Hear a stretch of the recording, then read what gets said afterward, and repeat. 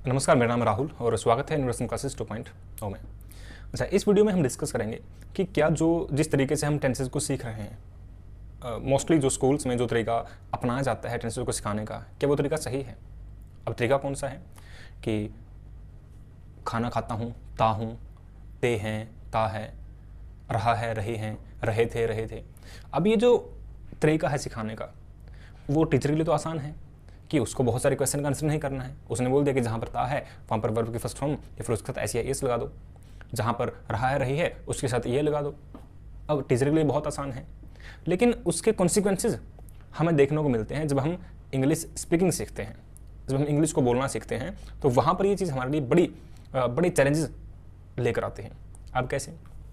जैसे आपने ता है, ते ही, रहा है, रहे ही से अगर इंग्लिश सीख ली, टेंसेस आपने सीख लिए, तो जब भी मैं आपसे कहूँगा कि मुझे आपको बोलना है कि भाई आप अपना डेली रूटीन बताइए, आप डेली रूटीन बताने का तरीका क्या है कि वर्ब की फर्स्ट फॉर्म, उसके साथ एस या ईएस या फिर, तो ये तरीका है। लेकिन आप मन में सोचते हैं कि मैं सुबह इतने बजे उठता हूँ, फिर आपने कहा कि आई वेक अप, ठीक है, मैं खाना खाता हूँ, तो मन में आपके हिंदी चल रही है और फिर आपको ट्रांसलेशन जो आप कर रहे हैं वो ट्रांसलेट करके आप फिर बोल रहे हैं।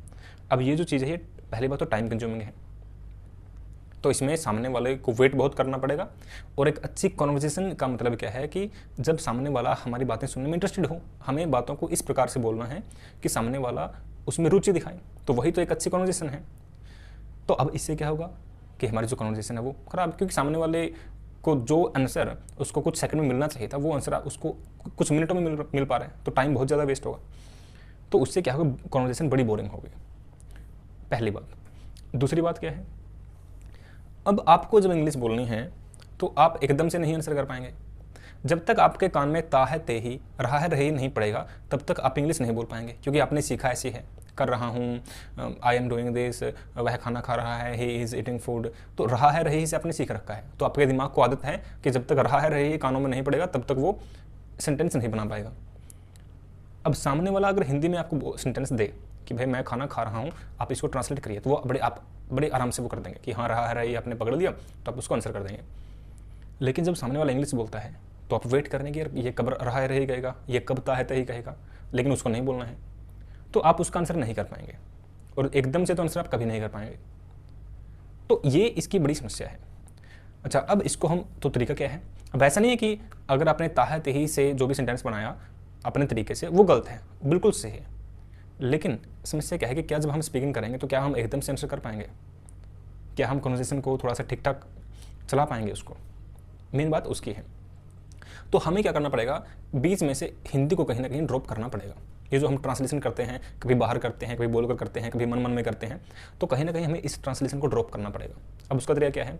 अब एक तो मैं आपसे ये कहूँ कि भाई मैं खाना खाता हूँ, मैं हर रोज़ मंदिर जाता हूँ, ठीक है, तो उसके लिए मैं ता है, ते ही जहाँ भी दिखेगा तो मैं वर्ब के फर्स्ट फॉर्म के साथ एस या ईएस यूज कर लूँगा। एक तो तरीका ये है।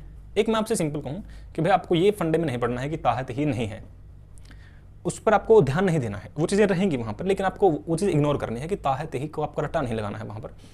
आपको सिर्फ ये देखना है कि कोई भी एक्शन जो रिपीट हो रहा हो बार बार, वहाँ पर हम फर्स्ट फॉर्म या फिर उसके साथ एस या ईएस यूज करते हैं। जैसे रिपीट करने का मतलब, आप हर रोज़ ब्रेकफास्ट करते हो, आप मान लो कि 8 बजे आप ब्रेकफास्ट करते हो, तो ये हर रोज़ का एक्शन है, तो वहाँ पर आपको फर्स्ट फॉर्म या फिर एस या ईएस उसके साथ यूज़ करनी है। तो हमने कहा I have breakfast at 8 AM। क्या आप हर रोज़ मंदिर जाते हो? अगर हाँ आप जाते हैं हर रोज़, तो लिखिए बार बार जो भी हम काम करते हैं वहाँ पर हम यूज़ करेंगे फर्स्ट फॉर्म के साथ एस या ईएस। अब जब आप हिंदी में लिखेंगे तो वही आएगा ता है, ते ही, लेकिन वो हमें ड्रॉप करना है, क्योंकि हमें हिंदी को बीच से हटाना पड़ेगा, हमें सिर्फ कॉन्सेप्ट समझ के उसका यूज़ करना है। अब मैंने आपसे क्वेश्चन पूछ लिया भाई क्या आप हर रोज़ दोस्तों से मिलते हो? अब जो चीज़ रेगुलर है, जो आप बार बार करते हो, तो आपको पता है कि वहाँ पर फर्स्ट फॉर्म के साथ एस यूज़ करना है, बेसिक चीज़ हमने ही सीखी है। तो हम कहेंगे कि हाँ आई मीट फ्रेंड्स, तो चीज़ें रहेंगी, ऐसा नहीं कि ता है, ते ही गलत है, लेकिन वो हमारे लिए एक बैरियर क्रिएट करता है कि सामने वाला जब तक हिंदी नहीं यूज़ करेगा तब तक हम बोल नहीं पाएंगे। तो कॉन्सेप्ट तो वही है, लेकिन हिंदी को ड्रॉप करना वहाँ से, और डायरेक्ट हमें कॉन्सेप्ट को सीखना है और उसको इंप्लीमेंट करना है। तो इसलिए अगर कोई भी काम आप हर रोज़ करते हो तो वो काम आपको वर्ब की फर्स्ट फॉर्म के साथ एस या ईएस के साथ बोलना है। इस प्रकार से क्या है कि लॉन्ग टर्म में एकदम से आपको थोड़ी सी समस्या हो सकता है कि आए, क्योंकि आदत पहले जो हमने कई साल लगातार वही चीज़ हमने सीख रखी है, तो शुरू में हो सकता है कि आप थोड़ा सा ये इच्छा रखें कि सर ताहे तेही के फॉर्म में बताओ इसको कि कैसे करते हैं, आपका ध्यान भी वहीं जाएगा। मैंने कहा कि मैं सुबह उठता हूँ, आपने कहा कि हाँ सर ताहे तेही हूँ, तो मुझे पता है कि वर्ब फर्स्ट में, वो आपको थोड़ा इग्नोर करना है। आपको सिर्फ ये ध्यान रखना है कि जो काम हम बार बार करते हैं वहाँ पर हमें फर्स्ट के साथ ऐसे यूज़ करना है। ताहे तेही रहा रही कि उसको आप ड्रॉप कर दीजिए। जैसे कोई भी काम अगर अब चल रहा है तो वहाँ पर हम यूज़ करेंगे ING form. He is sleeping, he is eating, I am recording a video. तो जो काम अब चल रहा है वहाँ पर ING फॉर्म यूज़ करेंगे। आपने देखा अपने आसपास कि हाँ भाई वो लड़की है वो पढ़ रही है, मेरी जो माता है वो खाना बना रही है, मेरे भाई ये कर रहे हैं, तो आप वहाँ पर ING फॉर्म यूज़ करिए, सीधा ING फॉर्म यूज़ करिए। एक आप पहले ट्रांसलेट करेंगे इसको, मतलब हिंदी में आप समझेंगे कि मेरी माता खाना बना रही है तो मैं कहूँगी ING फॉर्म। वो गलत तरीका है। तो आप सिर्फ कॉन्सेप्ट समझिए कि अगर जैसे कोई काम अगर अब चल रहा है तो हम वहाँ पर इज़ MR के साथ ING फॉर्म यूज़ करते हैं।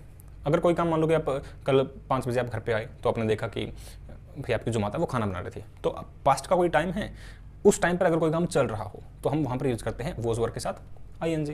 तो आपने कहा कि जैसे मैं घर पहुँचा, when I reached home my mother was cooking food. ऐसा नहीं है कि मेरी माता खाना बना रही थी तो रही थी आया है तो वो जोर यूज़ करेंगे, तो उसको हमें ड्रॉप करना है। बेसिक जो कॉन्सेप्ट है वहाँ पर हमें ज़्यादा फोकस करना है। आई होप मैं आपको समझा पाया होगा। अगर हमें फ्लुएंट बनना है तो हमें बीच में से हिंदी को ड्रॉप करना पड़ेगा, सीधा कॉन्सेप्ट पकड़िए और सीधा उसका यूज़ करना सीखिए। आज के लिए इतना ही, मिलते हैं अगली वीडियो में। टिल देन हंस रहे मुस्कुराते रहिए और सीखते रहिए। जय हिंद।